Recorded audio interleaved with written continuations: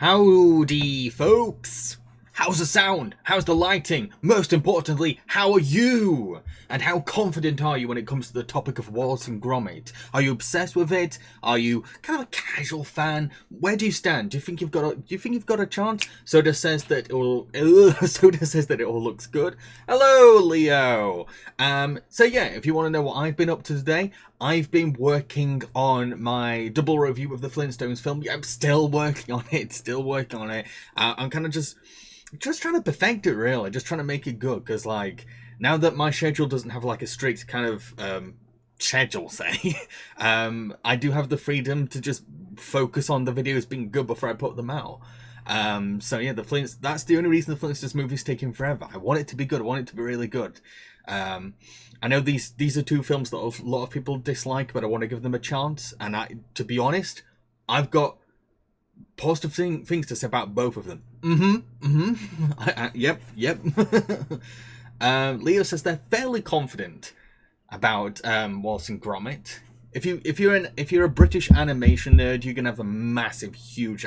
I feel like it goes without saying, but like if you're British in general, like there's a lot of questions on here. It's like, yeah, I remember that. I remember when that happened. Because it's not just about Wallace and Gromit as a franchise. It's about Wallace and Gromit as a culture. Dominic says, I'm crackers for Aardman, but I don't know everything, lad. No worries. Listy, you certainly sound chipper tonight.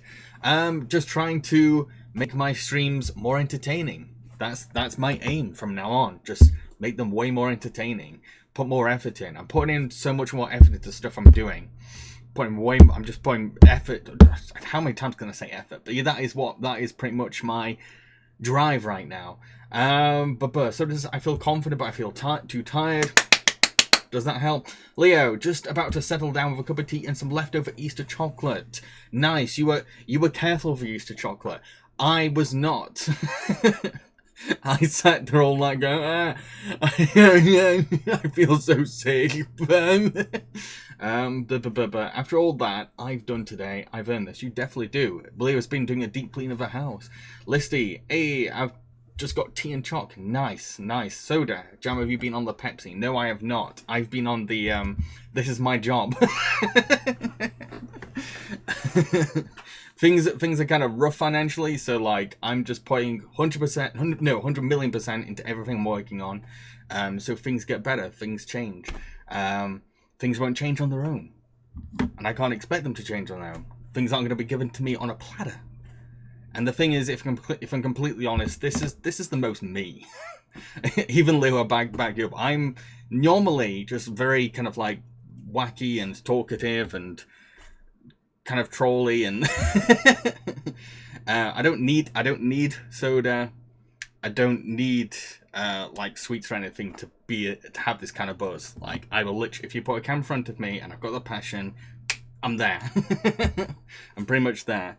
Especially if I like think things aren't going well, I need to fix them. To put it mildly. Okay, yeah, so we'll start the quiz very, very, very, very soon. I have a question for all of you, actually.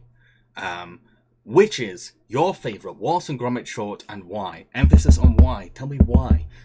Soda, I must admit, I'm a bit naked today because I had a bit of a rough night. May or may not have had too many strange dreams, but now may or may not have been too invested in... What?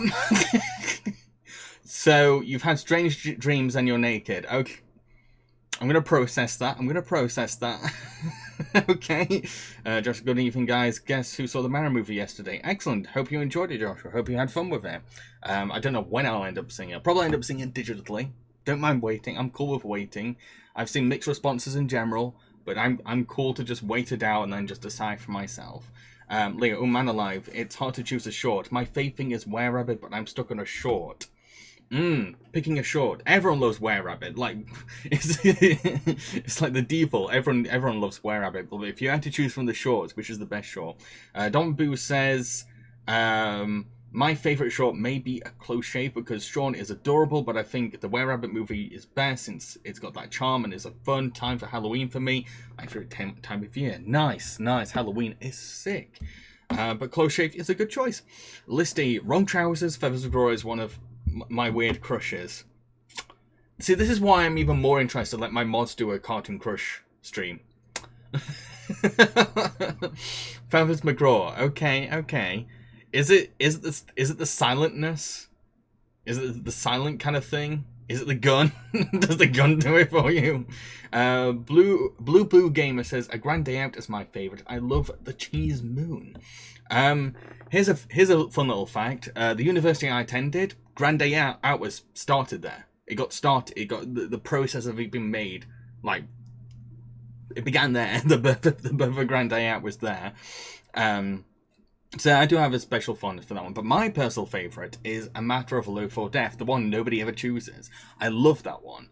I go into massive detail why in my Wallace and Gromit Anthology review, but like, I just feel like it's the short that is the most cinematic, the most creative, and I really feel for Wallace and his love interest. His love interest is like such a tragic character, but at the same time the villain is very fun. The whole romantic plot is kind of fun, and the murder mystery is entertaining. Just everything about it. Leo, I used to absorb so much Wallace and Gromit. I'm trying to think of which one I watched the most. Hello, Cameron. I can't really say, because the thing is, I had all 3 shorts recorded on a VHS. I remember it so strongly, because the beginning of VHS was the end of Paint Your Wagon, which I didn't even know that was the name of the film. I just saw the end of this like cowboy musical film. I didn't know anything about it until years later. I'd see parodies of it, and I was like, that's the thing at the beginning of the Wallace and Gromit VHS. But yeah, it'll be that, and then it'll be a BBC piano animation. And like the voice next is a Grand Day Out. And so like the VHS had all 3 shorts in it, and like if I wanted to watch Wallace and Gromit, it meant just watching all 3 of those shorts. It's like watching a film. Camera says my favourite is Wrong Trousers. Soda says the Wrong Trousers, I can't explain why, it's just always been one of my favourites. It shows a bit more of the world, has a creepy Pinku. We forget the famous train sequence. That train sequence is sick. And as someone who owns a model train set, and would have loved to have gave done the same setup with a train delivering the morning mail. I love that Soda's immediate thing is like, I like the one with trains. I like that though. I like when people's favourite things are their favourites because it has an element of something they personally like. I like that. Dominic Boo, gonna paint your wagon, gonna paint it good. We ain't bragging, we're gonna get in that wood. Yeah, I've seen the Simpsons parody. Cameron, I think all of them are good. Yeah, technically. I mean, like, I need to rewatch them. I definitely need to rewatch them. And I have considered doing, like, a ranking of all their villains. I'm thinking of doing that. I have thought about it. And I feel like a lot of time has, like, changed since I did my Wallace and Gromit Anthology video. And I feel like, you know what, I want to go back to them. I want to have a different perspective. New perspective. So this says, I like trains. We know. I know you make it very subtle with your username, but like, we know. Well, yeah, speaking of the Wallace and Gromit villains, despite whatever your favourite short is, who is your favourite Wallace and Gromit villain? Who is the bad guy from the Wallace and Gromit universe that you're like, got it right, that's perfect, best one? For me, it is... I was going to say Paella, but I'm not too sure. That might be my bias speaking because I love Matter of Life or Death so much.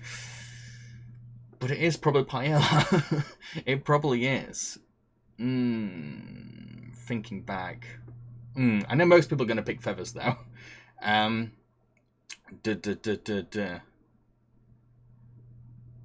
Blueberry Gamer says, Preston is the best. Preston the Cyberdog. Yes, I do love Preston. Preston's just like... I'll give Preston this. Preston is the scariest Wallace and Gromit villain. Second is maybe Feathers McGraw. I don't know, maybe they're equal. Maybe they're both as scary as each other. I don't know. Dominic, Paella, she's absolutely ruthless, cruel, and calculating. She's the most evil by far, and just so loathsome that you can't help but love to hate her. Yeah, I'll give you that. Like, the thing about Paella is that, like, she is out of the shorts, I think she's the only human villain, and so she's the one that's the easiest to kind of, like, connect to in a way. Cameron, probably the robot dog from A Close Shave. Preston.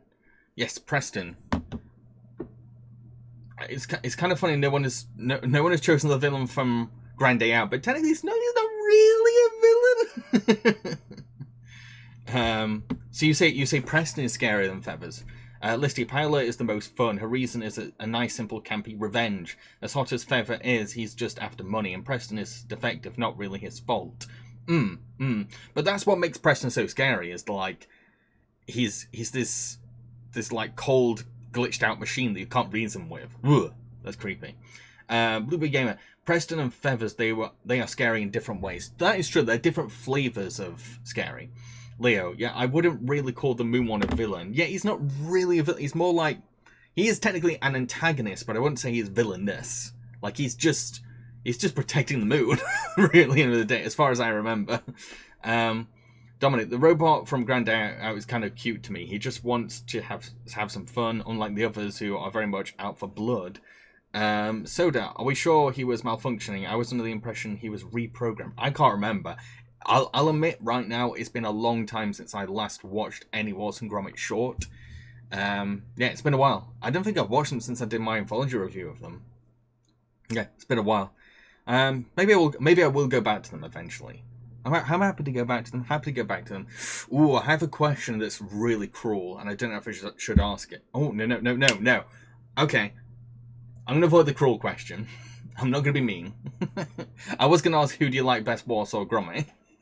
But, like, I have a different question. Who is your favourite Wallace and Gromit love interest? Who do you think Wallace should have stayed with? Who do you think he belonged with out of the love interests? Soda, are we sure he was malfunction? Oh, I should have read that, sorry.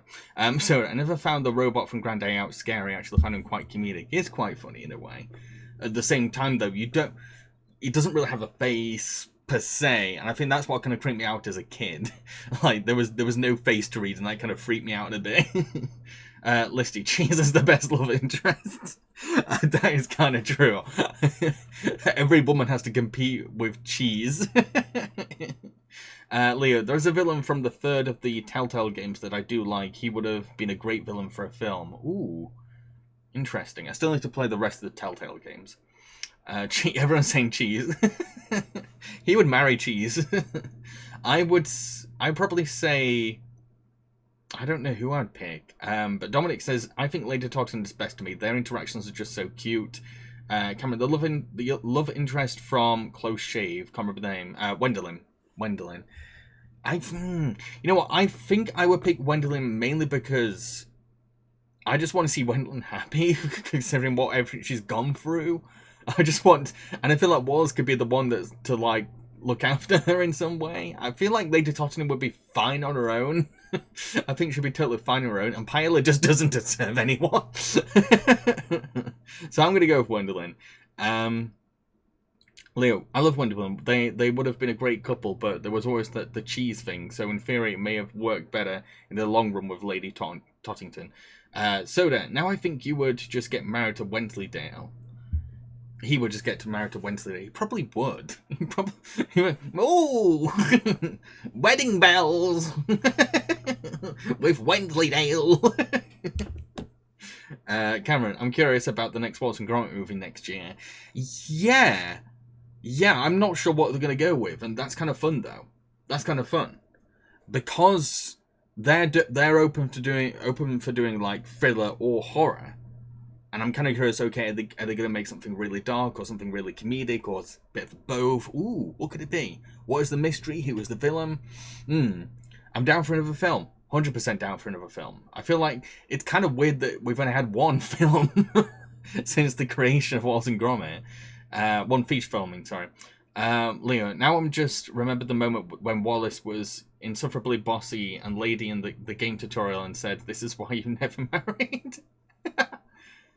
Dominic, oh yeah, Wendelin definitely deserves Wallace. At the very least, I think Wallace and Totty will be able to be casual friends, so he doesn't have to say goodbye to her altogether. Yeah, that's the thing.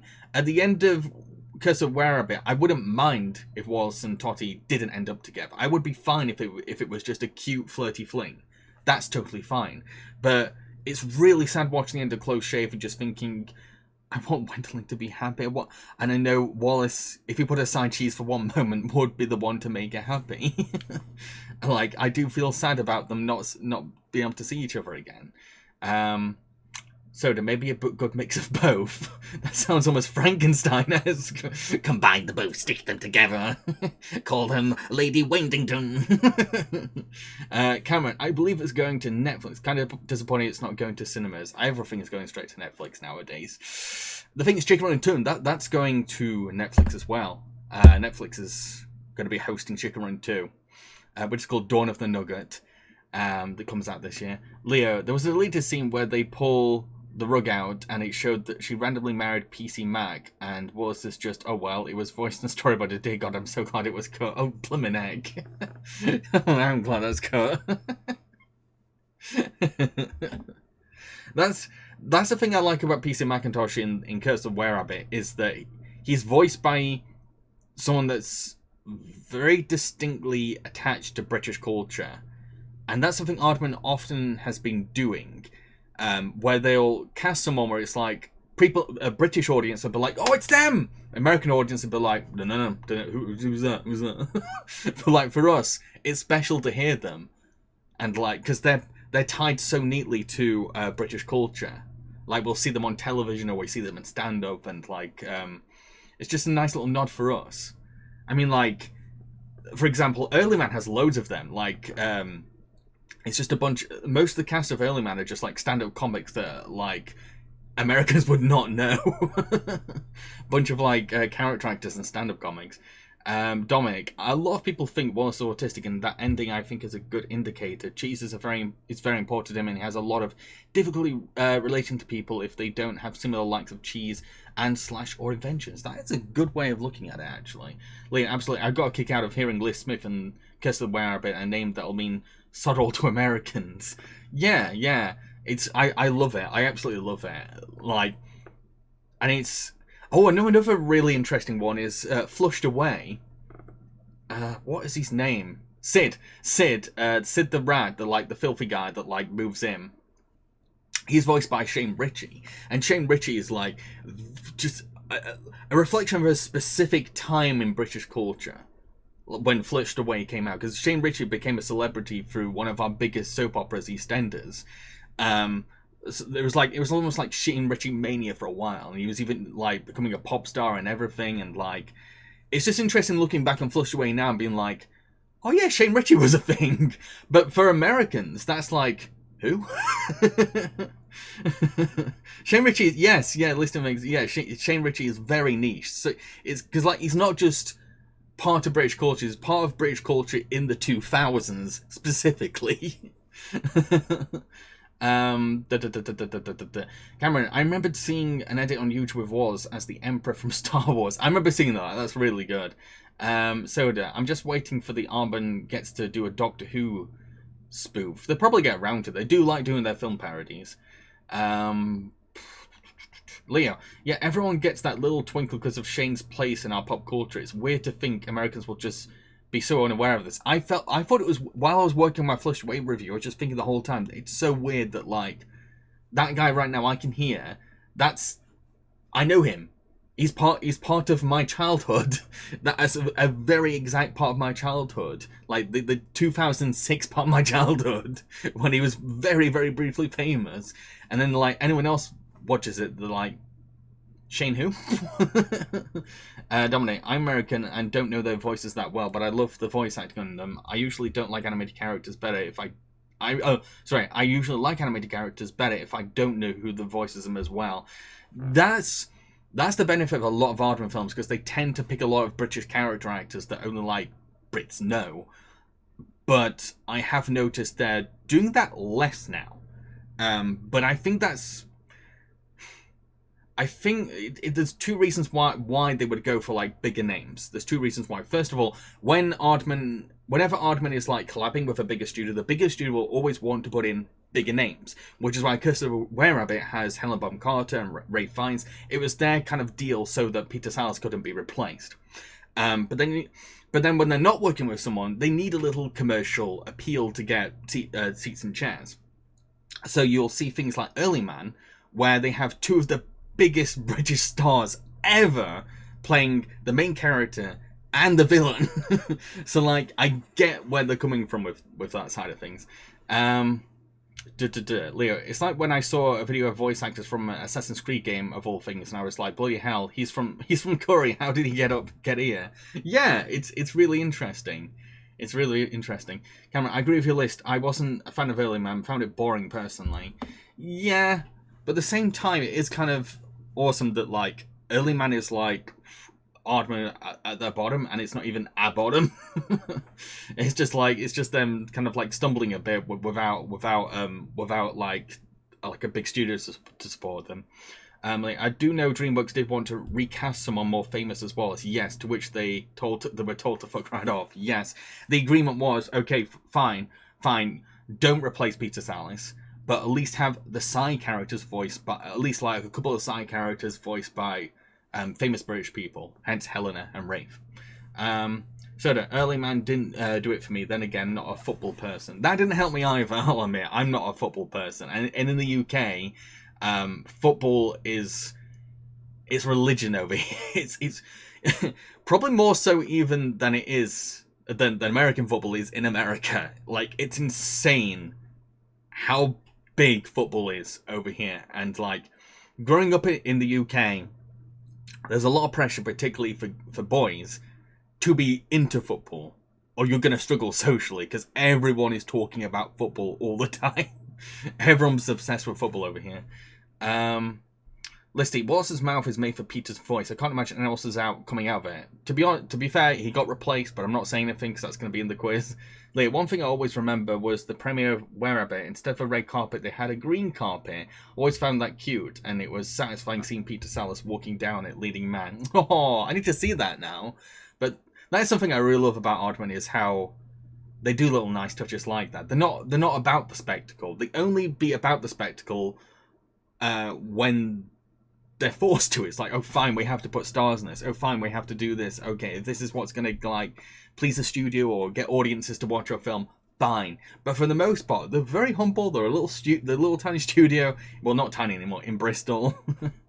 Listy, yeah, but the replacement is going to do an impression, so that's fine. Yes. Okay. I think it's definitely time we started doing this quiz, the whole reason you're here. So, bear with me while we get the intro going.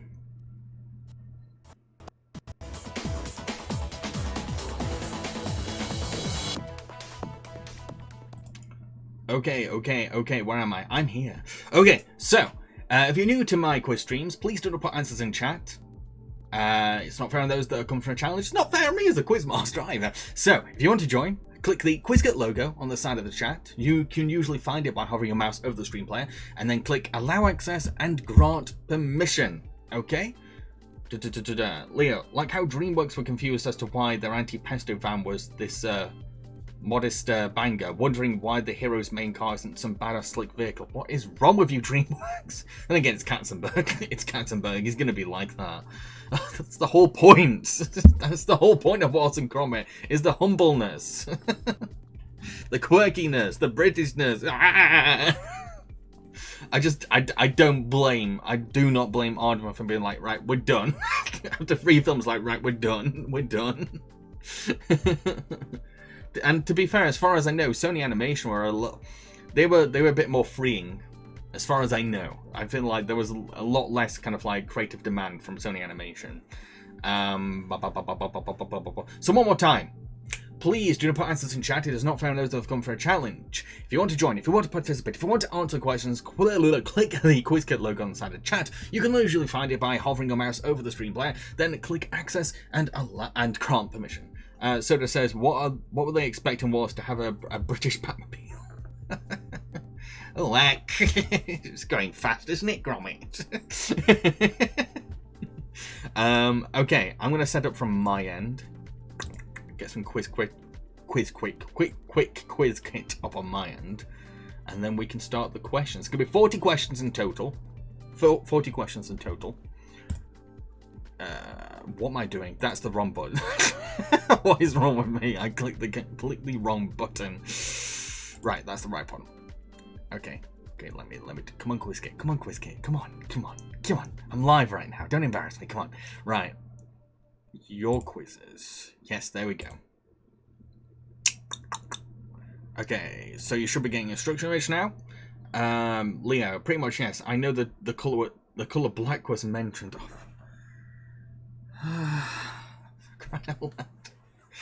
Wallace is not Wallace is not cool. He's not supposed to be cool. Okay, let's start the quiz.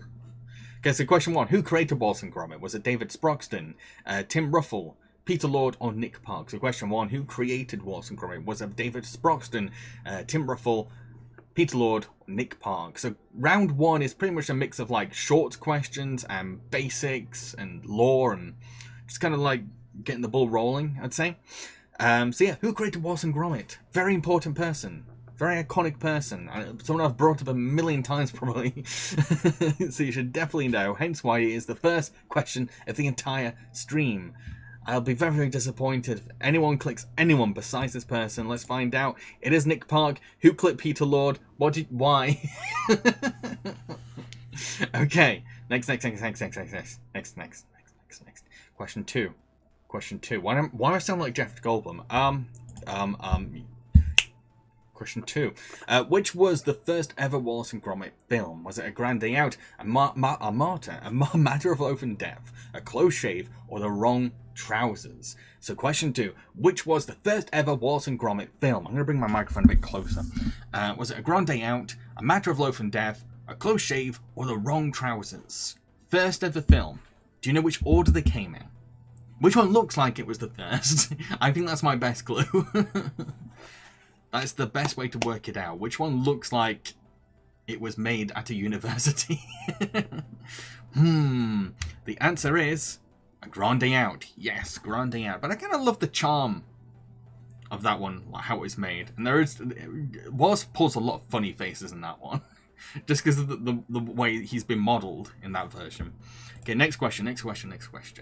Question 3. What type of dog is Gromit? Is it a Cocker Spaniel, a Beagle, a Bulldog, or a Manchester Terrier? So question 3. Which type of dog is Gromit? A Cocker Spaniel, a Beagle, a Bulldog, or a Manchester Terrier? So this might be tricky. This might be a bit of a tricky one.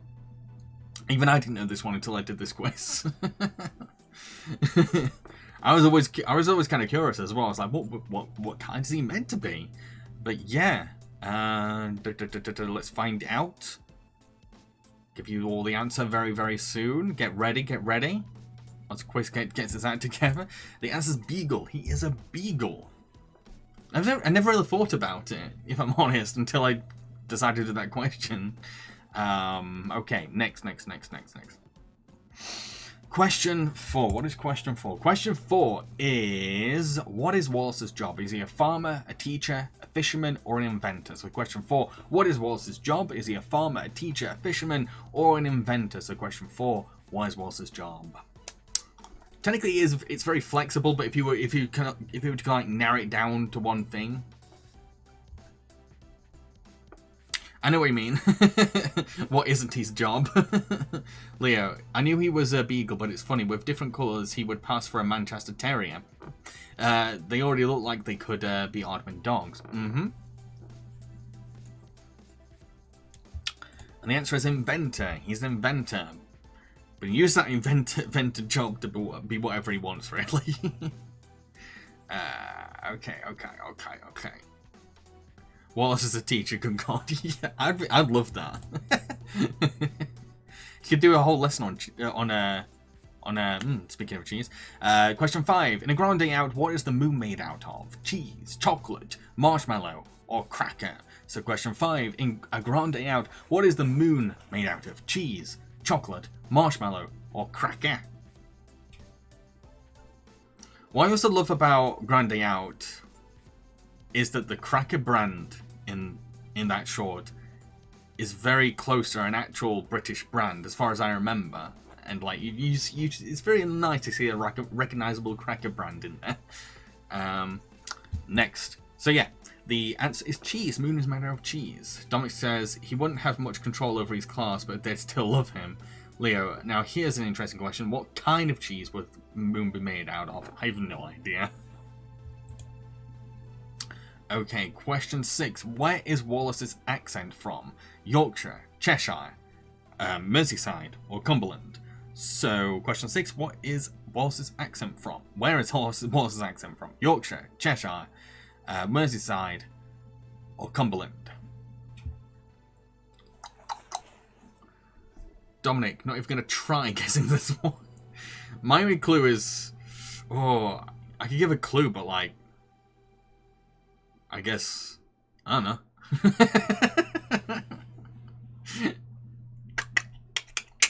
The answer is... It's a Yorkshire accent. It's where I'm from. I just pronounce Cheshire the same way Americans do. I don't know why. I really don't. I think it's because I've only ever heard it Americans say it. I've never heard Brits say Cheshire. How do you say it properly? I've never ever heard it. I live in the north and nobody mentions it.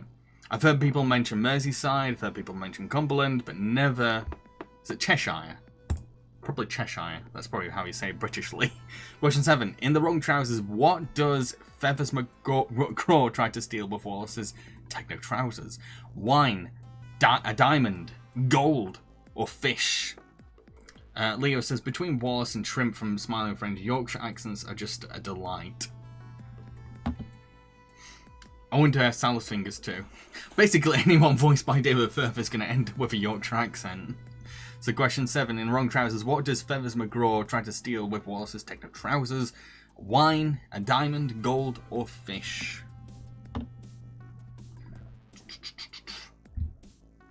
The answer is a diamond. Dominic, I always assumed it was pronounced the same way as Cheshire. Cheshire, yeah, actually no, when I hear it like that, it does sound right. But again, I don't know why I've never heard it being mentioned over here, where I live. I'm probably not even that close. I'm probably quite close to Cheshire as well. Question 8. Which activity do we often see Gromit doing? Knitting, weaving, sculpting, or beer drinking? So, Leo, anything that ends in shire is pronounced shire. Yeah, I should already know that since I live in Yorkshire. Cheshire is... It's only Americans who say it phonetically. Oh, I've heard some American pronunciations of British counties that have, or cities and maybe laughed so much. I heard one YouTuber call Leicestershire Leicestershire. It was so funny. But knitting is what you mainly see them do.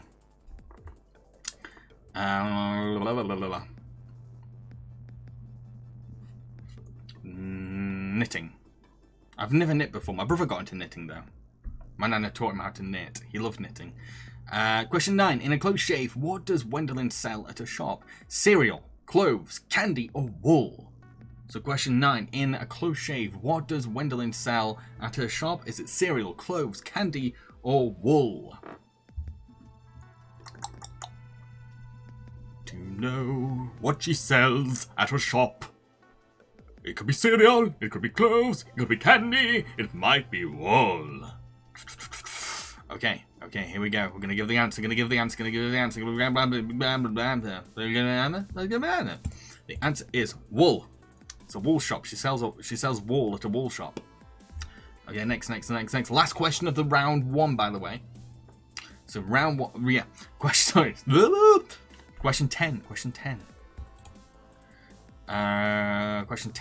In a matter of loaf and dev, what is the name of Wallace and Gromit's bakery business? Bread Thunder, Bake Hard, Top Bun, or the Loaf Boys? So question 10. In a matter of loaf and dev, what is the name of Wallace and Gromit's bakery business? Is it Bread Thunder, Bake Hard, Top Bun, or the Loaf Boys? Leo, the worst I've heard was one American say Sussex as Sussex. I was born as Sussex, I'm offended by that. I swear my butt's all off my body when I heard that. No. I've told the story before, but like, at school, I was always embarrassed to like, because when it was like, I had to like fill in like a form or something where it was like, where were you born and stuff like that. I had to always put Sussex, but I felt naughty putting a word that had sex in it. So I put Surrey instead.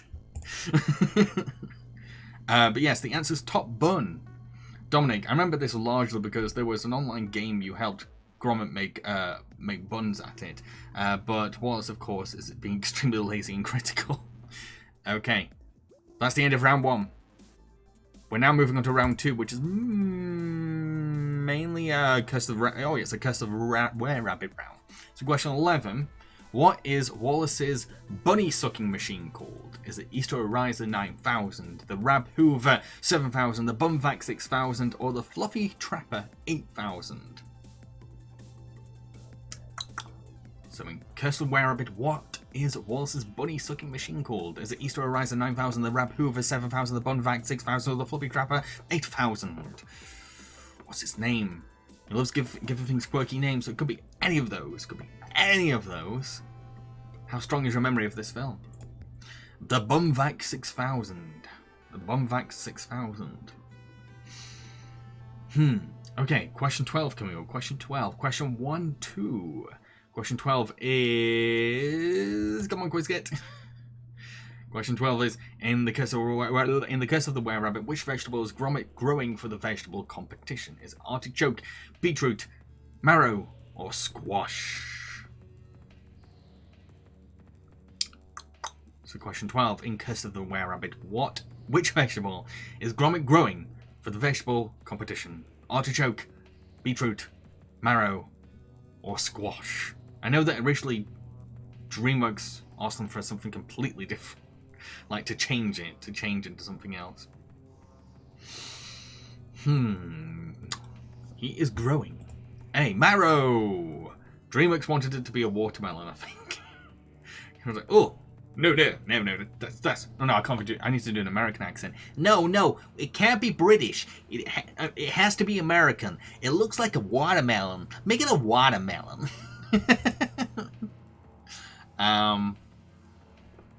So question 13, in Curse of the Were-Rabbit, what is the name of Wallace and Gromit's pest control service? Anti-Pesto, Bunny Patrol, Rabbit Rangers, or Creature Collectors? So question 13, in Curse of the Were-Rabbit, what is the name of Wallace and Gromit's pest control service? Is it Anti-Pesto, Bunny Patrol, Rabbit Rangers, Creature Collectors?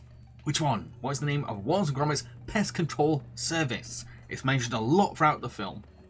So if you've seen the film, particularly seen the film many times, spark should go in your head. Memory should trigger. Dominic, I think Lady Totten does say melon at one point to benefit American audiences.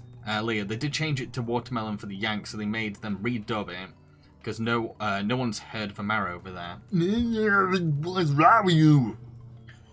It's the whole point of Wallace and Gromit is the Britishness. Oh, I'd be way more offended if like one of these films had rhubarb and custard and they changed that. But the answer is anti-pesto. That is the name of the pest control service. Rhubarb and custard to me is like very much British cuisine to me. Because like growing up we had rhubarb plants in our garden, and like every Sunday my parents would like make a rhubarb crumble and custard, homemade. So special memories for rhubarb and custard. So if that ever got changed, okay. Next question. Question 14. In Curse of the Were-Rabbit, name Wallace's bunny brainwashing machine. Hypno-controllatron, mind manipulation-o-matic, membrane twister, or cerebrum persuader. So question 14. In Curse of the Were-Rabbit, name Wallace's bunny brainwashing machine. The hypno-controllatron, the mind manipulation-o-matic, the membrane twister, or the cerebrum persuader. Dominic, I did find that odd. I never heard of them before. I'd love to try it one time. I can't remember what marrows taste like. I did have them as a kid. Because again, my parents did a lot of like garden farming kind of stuff. So like, I tried so many different kinds of fruit and veg, but I can't remember what marrow even tasted like. But the answer for that question is mind manipulation-o-matic. Mind manipulation-o-matic. Next question. Question 15. Question 15. In Curse of a Were-Rabbit, what type of bullet must be used to kill a were-rabbit? A diamond bullet, an orange rabbit, a gold rabbit. To say rabbit. What type of bullet must be used to kill a were-rabbit? A diamond bullet, an orange bullet, a gold bullet, or a silver bullet? Wow, what is wrong with me? What kind of person misreads bullet as rabbits? What kind of psychopath am I? But yeah, what type of bullet?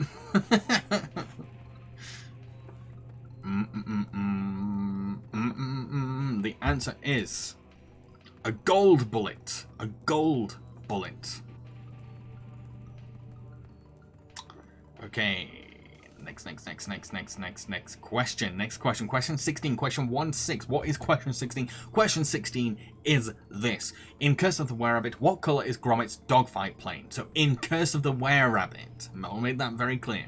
Is it blue? Is it green? Is it red? Or is it yellow? So, question 16. In Curse of the Were-Rabbit, what colour is Gromit's dogfight plane? Is it blue, green, red, or yellow? This is a tricky one. This is a tricky one.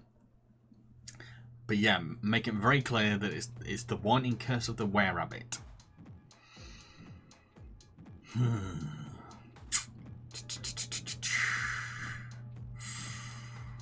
Your memory might play tricks on you, but the answer is blue. It is red in A Close Shave, and it's blue in Curse of the Were-Rabbit. I didn't know this until I was double checking. You don't notice it because your brain immediately goes like, it's a red plane, it's a red plane. I associate Gromit with a red plane. But you got a blue one in the film. So question 17. In Curse of the Rabbit, which type of cheese helps resuscitate Wallace in the film's finale? Is it Limburger, Stinking Bishop, Stilton, or Camembert? So question 17. In Curse of the Were-Rabbit, which type of cheese helps resuscitate Wallace in the film's finale? Is it Limburger, Stinking Bishop, Stilton, or Camembert? These are all cheeses that I found on a list of the stinkiest cheeses ever. So it could be any of these cheeses. Any of them. But which one? Which one would be the most likely to wake up Wallace? The answer is a Stinking Bishop. You all went for that one. Well done. It is very much a Stinking Bishop. It's in the name. Okay. Question 18 coming up. Question 18. Question 1-8. What is question 18? We're about to find out. Question 18 is... what is the full name of the vicar in The Curse of the Were-Rabbit? Is it Clement Hedges, Christopher Higgins, Charles Harris, or Chuck Hemingway? So question 18, what is the full name of the vicar in The Curse of the Were-Rabbit? Is it Clement Hedges, Christopher Higgins, Charles Harris, or Chuck Hemingway? I know for a lot of people your immediate thought is just the vicar. But he has a name in the film. He has a name. Is it Clement Hedges? Is it Christopher Higgins? Is it Charles Harris? Or is it Chuck Hemingway? I guess it's maybe working out which is the most British name out of those. But the answer is Clement Hedges. You all got it right. Well done. Definitely paid attention. He's not just a vicar to you. I'm glad. Dominic, yeah, excuse to rewatch the movie. Leah, I only know this because of the video game where all the townsfolk had their full names and families explored. Even has a wife. Alright. Okay, next question. Question 19. In The Curse of the Were-Rabbit, what is on Philip the dog's purse? Is it a bone, a skull, a flower, or a smiley face? So in Curse of the Were-Rabbit, what is on Philip the dog's coin purse? Is it a bone, a skull, a flower, or a smiley face?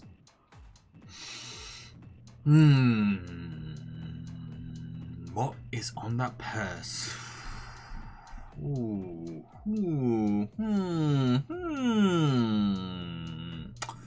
Don't let your memories be blurred. Let the answer come to you. The answer is a flower. While looking this up, actually, I'd seen that some talented arts and crafts person actually recreated the coin purse. It's kind of adorable. Dominic, I only got it because I remember everyone had gardening-themed names, Mulch or Growback. So question 20, at the end of Curse of the Were-Rabbit, where do all the rabbits get rehomed to? Tappington Tower, Weatherford Park, Tottington Hall, or Holdsworth Farm? So question 20, at the end of Curse of the Were-Rabbit, where do all the rabbits get rehomed to? Tappington Tower, Weatherford Park, Tottington Hall, or Holdsworth Farm? Last question of the Curse of the Were-Rabbit round. Do you remember the ending exactly? The answer is Tottenham Hall, and it seems like you all have very clear memories of this film's ending.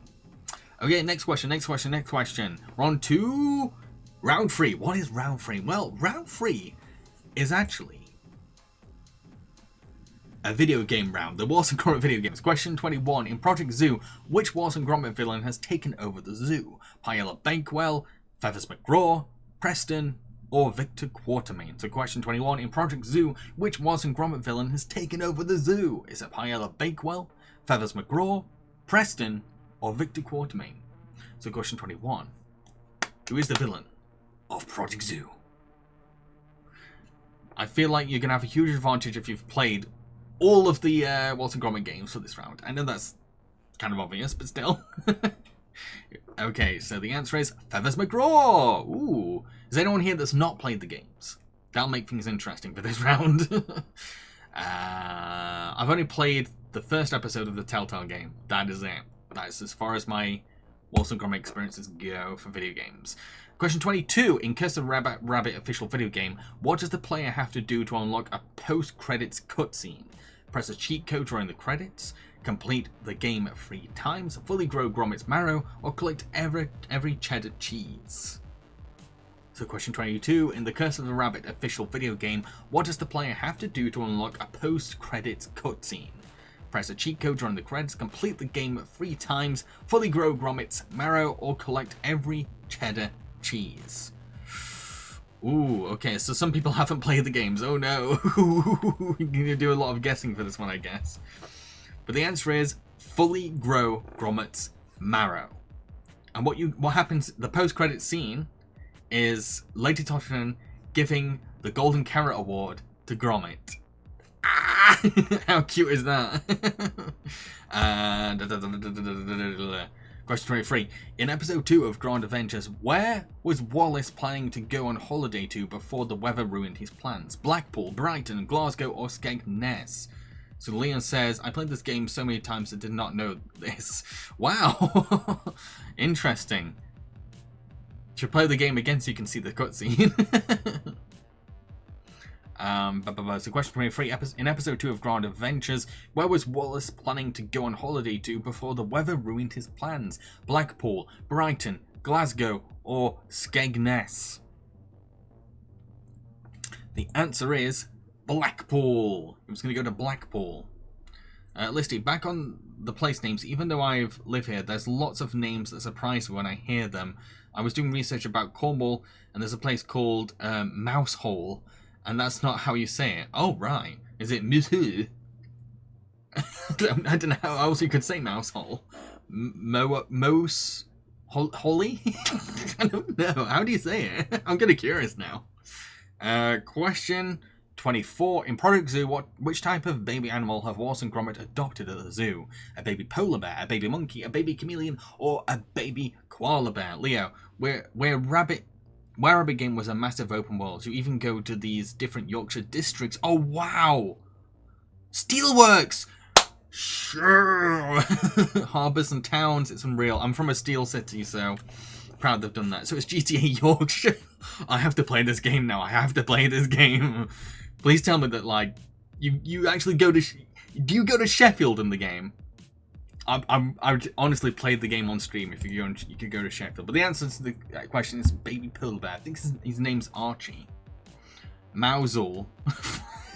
Of course it is. Of course that's how you pronounce it. Mousel. Oh, that's going to twist my brain, that is. Question 25. In episode 3 of Grand Adventures, which type of invention does Wallace host at a charity fair? An any flavour ice cream maker, a chair that can sit on people, a chemical that makes ice cream stay cold forever, or a time freezing machine? So question 25. In episode 3 of Grand Adventures, what type of invention does Wallace host at a charity fair? An any flavour ice cream maker, a chair that can sit on people, a chemical that makes ice cream stay cold forever, or a time freezing machine? I think this one's... I've never played this one, so I don't know. But the answer is an any flavour ice cream maker.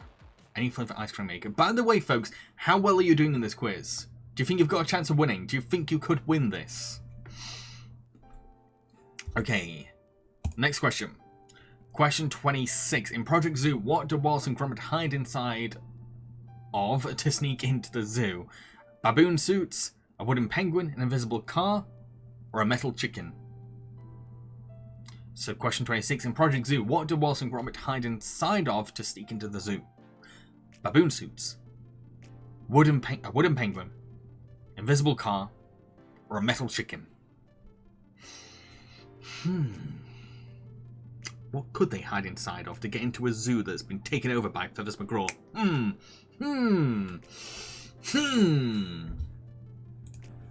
answer's a wooden penguin. A wooden penguin, just like the Trojan horse. Okay. Question 27. Question 27 is next. What is question 27? Well, question 27 is... In episode 4 of Grand Adventures, what does Wallace and Gromit's company Golden Retrieval do? Find lost objects, puppy grooming, rescue dogs, or mines for gold? Leo, not specific locations, but 100% guarantee these locations will fill you with strange nostalgia. It's unreal how realistic they are. You can even go on a ship, big allotments. I really can't stress it enough. It's so real. This is the Curse of the Were-Rabbit game, right? I didn't expect like that one to be like the open world one because it's so tightly associated with Wigan. I thought it'd just be in Wigan and that's it. But yeah, Golden Retrieval, what do? They find lost objects. Find lost objects. Here's a great name for finding lost objects, if I'm honest. That is a great name. A lot of their service names are pretty inventive, actually. So question 28. Which is not a real weapon in Project Zoo? A turnip launcher, a porridge gun, a chili bazooka, or a telescopic banana gun? Yep, honestly, I was so surprised by it as a kid. It was enormous. Wow, okay. I'm going to see if I can find a way of playing it. Was it released on PC? If it's released on PC, maybe I can get hold of it. Question 28. Which is not a real weapon in Project Zoo? Is it a turnip launcher, a porridge gun, a chili bazooka, or a telescopic banana gun? The answer is a chili bazooka. Chili bazooka is the one I made up. I want a banana gun. Just eat banana. And then again, you can have a porridge gun. You could do the same. I don't know how I feel about turnips though. Next. Question 29. Who is the final boss in episode 1 of Grand Adventures? Honey Mutant, a Venom Snake, Wasp King, or Honeybee? Or Queen Bee. So question 29. Who is the final boss in episode 1 of Grand Adventures? Is it a Honey Mutant, a Venom Snake, a Wasp King, or a Queen Bee?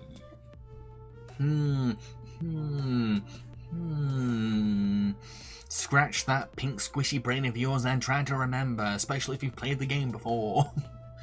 To be fair, this is the only Telltale game I streamed. Okay, the answer is Queen Bee. Queen Bee is the final boss of episode 1 of Grand Adventures. Right, now we're on to the last video game question. It was on the PS2, Xbox, and Java ME. I remember seeing that it got released on Java. Question 30 is, which is not an enemy in Project Zoo? Laser-eyed puffins, flame-throwing penguins, flying penguins, or shooting caterpillars? So question 30, which is not a real enemy in Project Zoo? Laser-eyed puffins, flame-throwing penguins, flying penguins, or shooting caterpillars?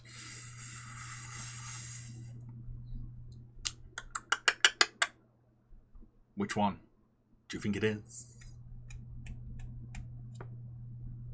They're all a bit wild, these, aren't they? But which one seems the most likely to be in Project Zoo? Likely not to be in Project Zoo, actually. The answers are laser-eyed puffins. Laser-eyed puffins. That would be sick, though. Puffins are really adorable. One of my favorite birds. Just having them with laser eyes that make them sick. Next question. We're on to the final round, the nerd round. What was the budget for A Grand Day Out? £11,000, £40,000, £4,000, or £15,000? Steaming, Puffin Rock. Does anybody remember that? It's a blur. It's a blur. Sounds familiar. Question 31. What was the budget for A Grande Out? Was it £11,000, £40,000, £4,000, or £15,000? How much money did Nick Park put into that project? Let the gears in your head turn. Have a good think. How much do you think went into it?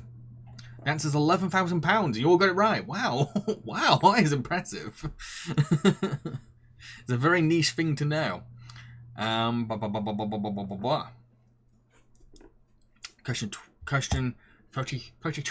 32.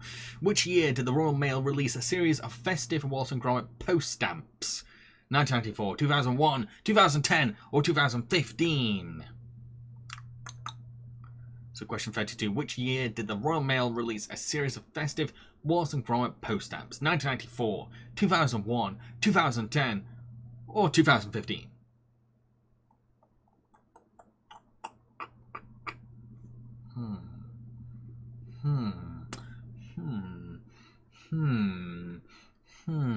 I don't know how many times I could do that to stall things.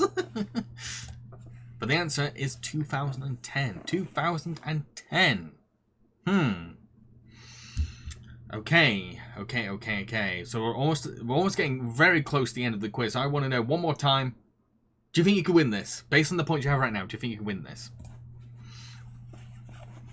Question 33. What is the name of the Wallace and Gromit science show that was on TV? Techno Wizardry, World of Invention, Globe of Imagination, or Cracking Science? So question 33.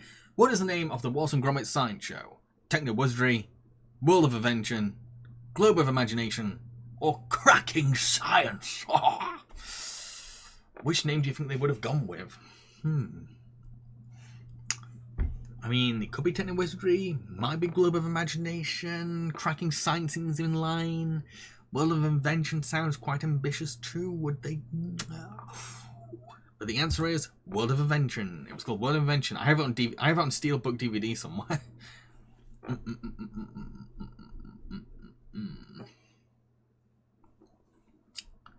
Right, next question. Question 34. Question 34 is, which was the first Wallace and Gromit film to win an Oscar? A Close Shave, A Grande Out, The Wrong Trousers, or The Curse of the Were-Rabbit? So question 34, which was the first Wallace and Gromit film to win an Oscar? A Close Shave, A Grande Out, The Wrong Trousers, or The Curse of the Were-Rabbit? The first ever one to win. Not just to be nominated, but to win that year. Shave, out, trousers, rabbit. A Close Day. Wrong. Curse. The answer is The Wrong Trousers. It was the first Wallace and Gromit film to win an Oscar. Grande Out did get nominated but didn't win, sadly. So question 35. What was the name of the Wallace and Gromit special that broadcasted on TV during the Queen's Diamond Jubilee? The Jubilee Buntathon, Diamond Party, Dear Your Majesty, or Gromit's Parade? So question 35. What was the name of the Wallace and Gromit special that broadcast on TV during the Queen's Diamond Jubilee? Was the Jubilee Buntathon, the Diamond Party, Dear Your Majesty, or Gromit's Parade? Yes, this is a real thing. This did happen. What name did it go with, though? Buntathon, Party, Majesty, or Parade? Ooh. Could be any of those, but the answer is the Jubilee Buntathon. As far as I know, I think it was only 1 minute long. It had a "thon" in the title, made it sound like a marathon, but it was a minute long. As far as I know. I've never seen it. Question 36. What is the Wallace and Gromit dark ride at Blackpool Beach called? The Thrill-O-Matic, Cheese Mayhem, The Wrong Roller Coaster, or Wallace's Lab? So question 36. What is the Wallace and Gromit dark ride at Blackpool Beach called? The Thrill-O-Matic, Cheese Mayhem, The Wrong Roller Coaster, or Wallace's Lab?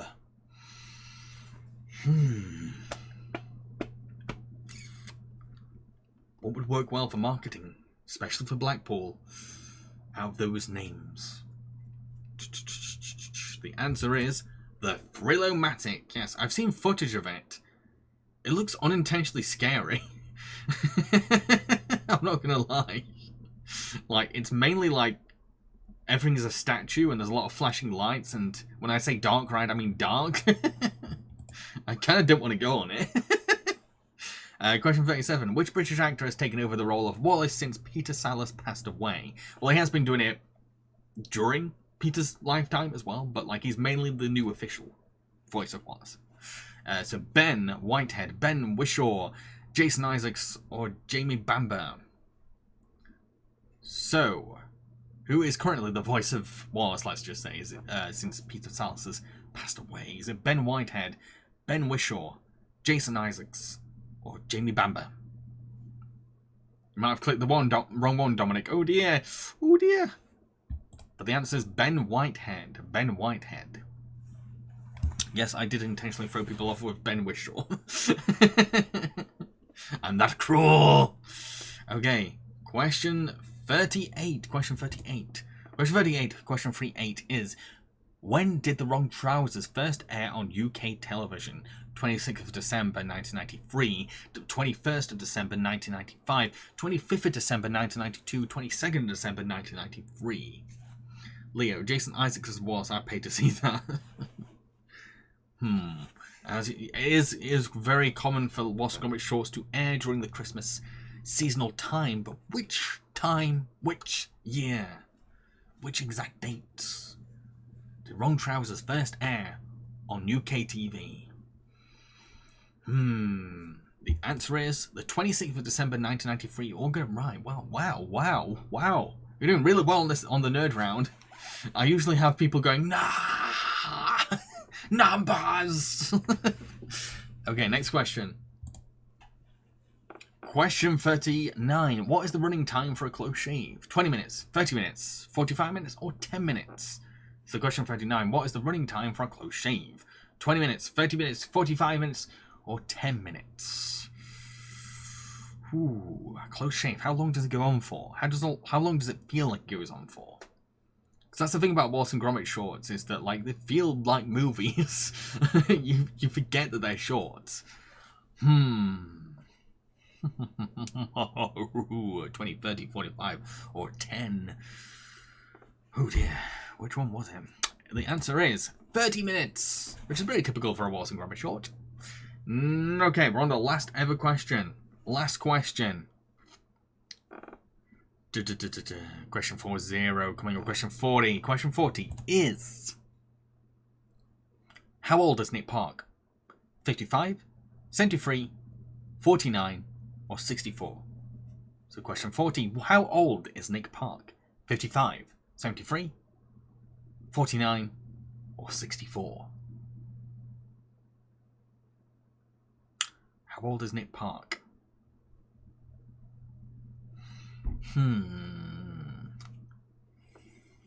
How old does he look? But at the same time, he might look young for his age, or he might look old for his age. Ooh. Well, the answer is 64. He is 64 years old.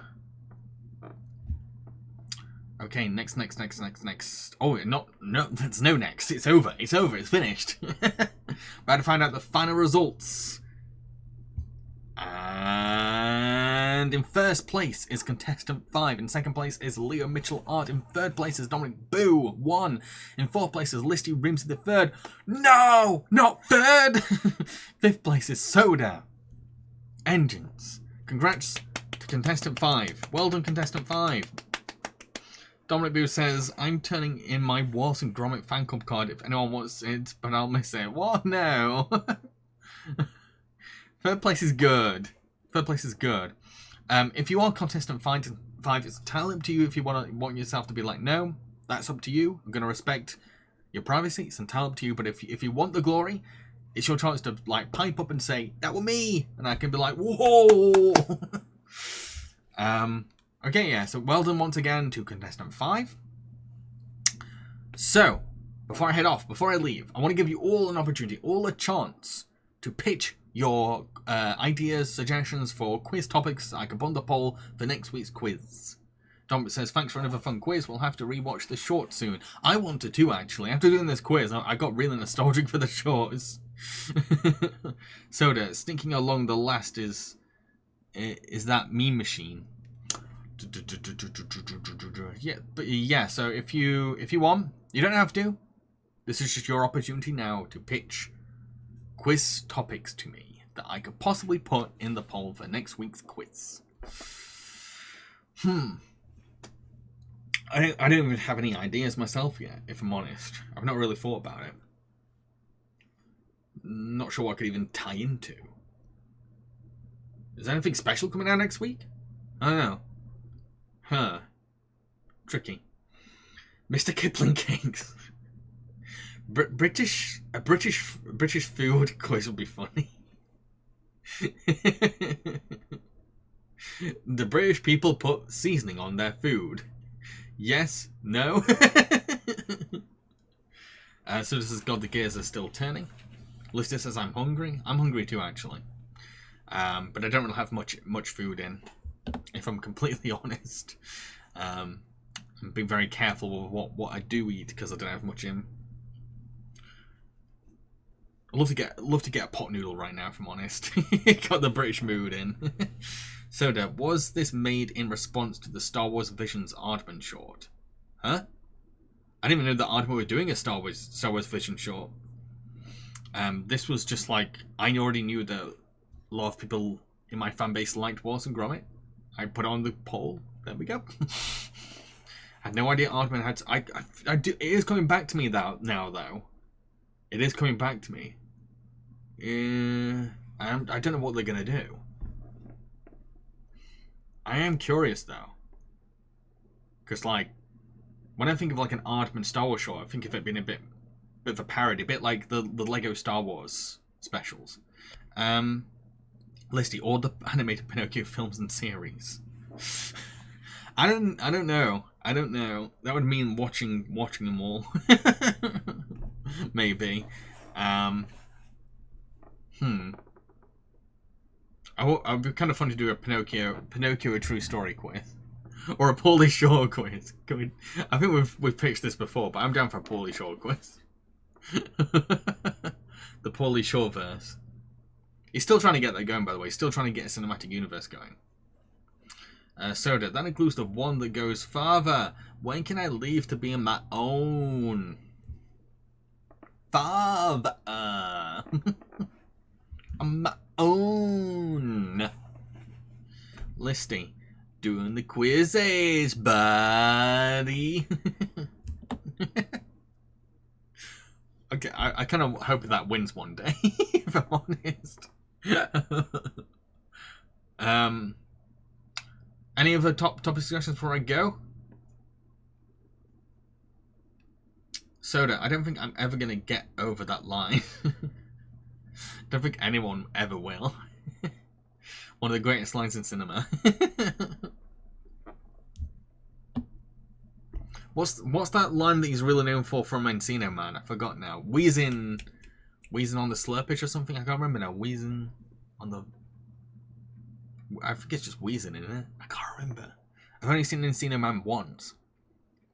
And I have to say this to anyone that I've seen Encino Man, and I'm not pulling your leg here, but in Encino Man, the second most likable character is Pauly Shore's. And the worst character is played by Sean Astin. Samwise Gamgee. Somehow this film has a more likable Pauly Shore character than a Sean Astin character. But to be fair, the way they write the Sean Astin character is so bad that like it makes Pauly Shore seem awesome in comparison. Wheezing on the juice. Wheezing on the juice. Buddy. A room quiz. Oh, I don't want to give Tommy Wiseau attention. He's a knobhead. I don't give him. He's already got like enough cult attention.